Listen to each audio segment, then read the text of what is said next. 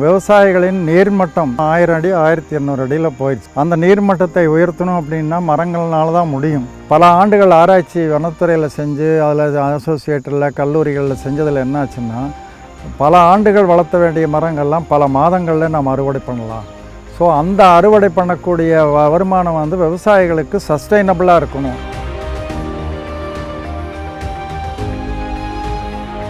கிருஷ்ணால்னு ஒரு மரம். இது பழங்காலத்தில் பார்த்தீங்கன்னாக்கா இந்த கோயில் பிரசாதத்துக்காக வெண்ணெய் வச்சு கொடுத்துருக்காங்க. இந்த மரத்தை பொறுத்தவரையிலும் இதெல்லாம் இப்போ அழிஞ்சி நிலையில் இருக்குது. எங்கேயோ ஒன்று தான் இருக்குது. நாங்கள் அதை உண்டாக்கி கொஞ்சம் சிரம் போட்டு உண்டாக்கிட்டு இருக்கோம்.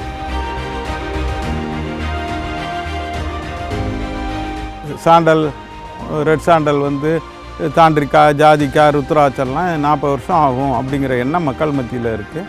10லேருந்து 15 வருஷத்துக்கு உள்ள இதை நாம் ட்ரெடிஷ்னலாக அக்கறையோடு வளர்த்தோம்னா வளர்க்க முடியும்ங்கிறதுக்கான உதாரணம் இப்போ நம்ம தோட்டம்.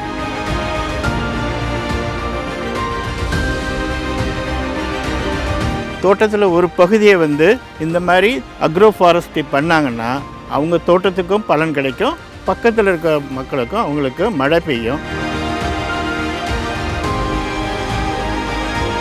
இதை எப்படின்னாக்கா மக்கள் எப்படி செய்யணுன்னாக்கா ஒவ்வொருத்தரும் அவங்கவுங்க ஒரு பிறந்த நாளைக்கோ இல்லைனாக்கா ஒரு கல்யாண நாளைக்கோ ஒவ்வொருத்தரும் ஒரு மரம் வச்சு அந்த ஒரு மரத்தை வளர்த்தா போதும். அந்த மாதிரி வளர்த்திங்கனாக்கா தமிழ்நாடு முழுசும் நல்லபடியாக ஒரு பெரிய ஒரு பசுமை போர்வைகளோடு நல்லா இருக்கும். என்ன